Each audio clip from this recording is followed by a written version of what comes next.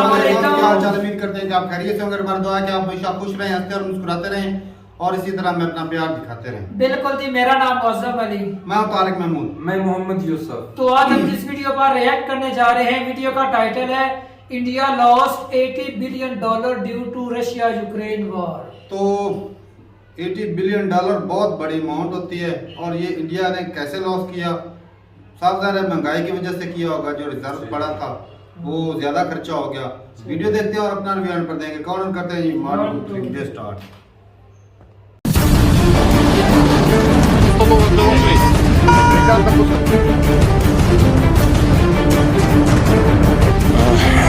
Я говорил,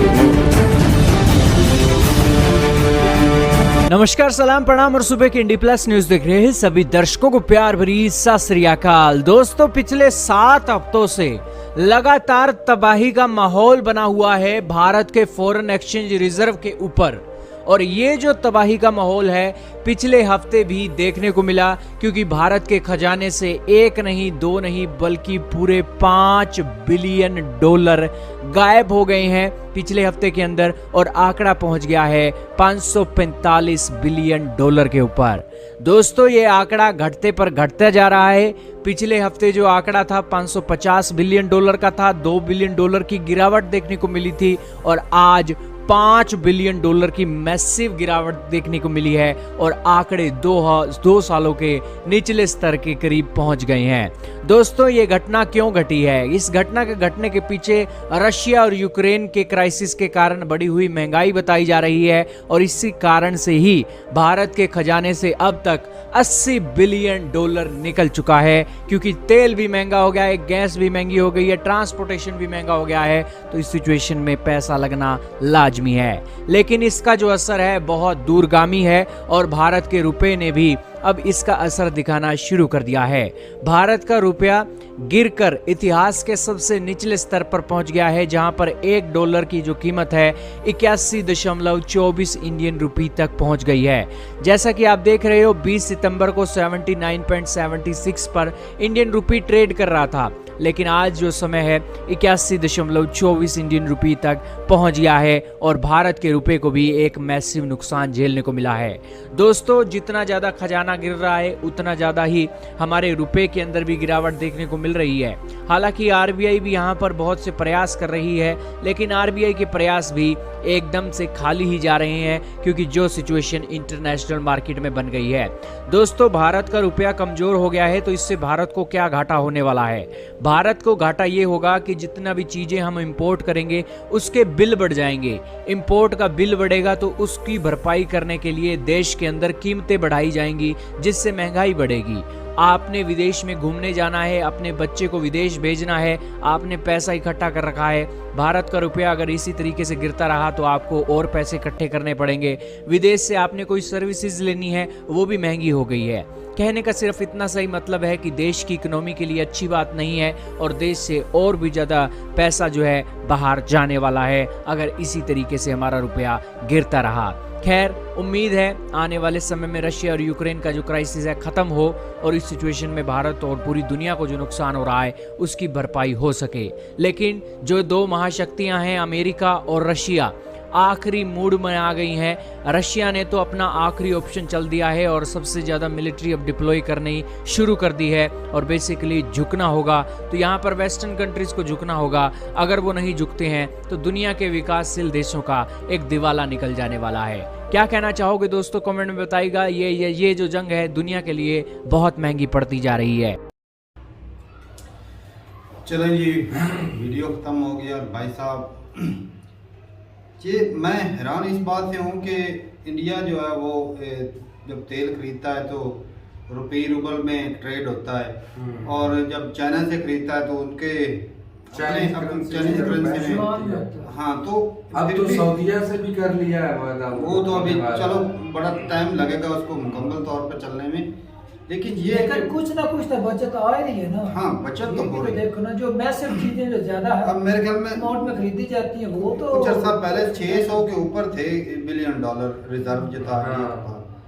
तो उस वक्त पाकिस्तान के पास थे 30 नहीं 30 थे या 70 थे, कितने थे?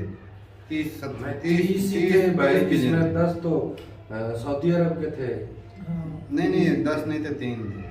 तीन थे? सऊदीया के 3 थे। अच्छा, सऊदी तो अरब। बाकी भाई साहब ये कि महंगाई जिस तरह बढ़ रही है, डॉलर की कीमत जंग तो रशिया और यूक्रेन की लगी है और उसका बोझ पूरी दुनिया की आवाम के ऊपर पड़ेगा और इससे भाई पड़ेगा कि पड़ रहा है भाई साहब। पाकिस्तान और में देखो क्या हालत हुई पड़ी है। और पाकिस्तान पाकिस्तान की तरफ पर घबराहट महसूस कर रहे हैं, इधर तो लाले पड़े हुए हैं 241 भाई। भाई उनके लिए फिक्रमंद की बात है, लेकिन हमें तो ये दो आंकड़े ना इनसे फर्क है, क्योंकि हमारे यहाँ तो 20 रुपए एक दिन के अंदर बढ़ जाते हैं। बढ़ जाता उनके है। लिए 1 रुपया भी बढ़ गया तो उनकी टेंशन बड़ी सही पड़ी। बात।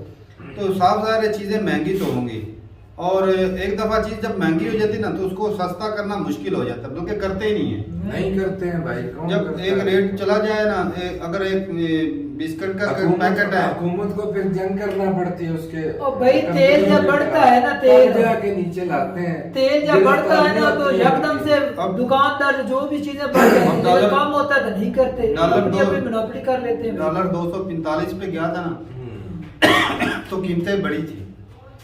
तो अब जब डॉलर 200 पे आया है, 210 पे हाँ, तो कीमतें वही हैं। नहीं ठीक है, कीमतें वही हैं। कीमतें बाकी जो कम नहीं। तेल पेट्रोल की कीमत वो भी सेम ही रही है, कोई इतना ऐसी फर्क बात। तो नहीं पड़ा। हालांकि अच्छा, बढ़ा है, इंटरनेशनल मार्केट के अंदर पेट्रोल कम तो हुआ है बढ़ा है। बैरल का रेट जो है, हाँ, लेकिन हमारे यहाँ इंटरनेशनल वही में चल हुआ है। रहा है भाई।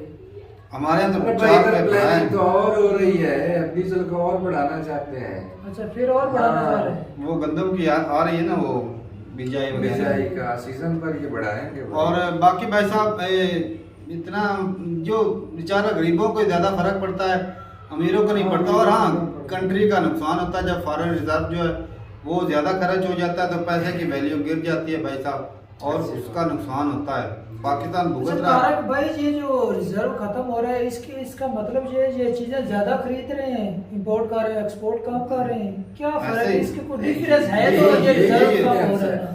ये जब चीजें ज्यादा इंपोर्ट कर रहे हैं हाँ। और जो एक्सपोर्ट है वो उसी लेवल पर है, इसी कम वजह हो से रही है, सकता है। एक्सपोर्ट कम हो रही है। कम भी हो सकता है। डॉलर आप फर्क कम रहे हैं, अब जहाँ जब- ज्यादा रहे हैं। इससे ये भी फर्क पड़ता है ना, एक्सपोर्ट जो कोई चीज एक्सपोर्ट करते हैं उसमें भी फर्क पड़ता है। जब डॉलर की वैल्यू बढ़ जाती है ना, पैसे की वैल्यू गिर जाती है, हाँ। तो चीज जो उसकी प्रोडक्शन जो होती है, प्रोडक्शन कॉस्ट जो है वो बढ़ जाती वो है। बढ़ जाती सही है। बात। तो बाहर की कंपनियों के वो लेवल पर नहीं आ पाता, वो महंगी हो जाती है।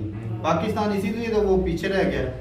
ऐसी बात, पाकिस्तान की भी cost of production बहुत ज्यादा हो कोई गई है। कॉन्ट्रैक्ट नहीं दे रहा, कोई चीज ऐसी नहीं है, बात। महंगी है, कोई इस बंदा वजह से- खरीदता ही नहीं। हाँ।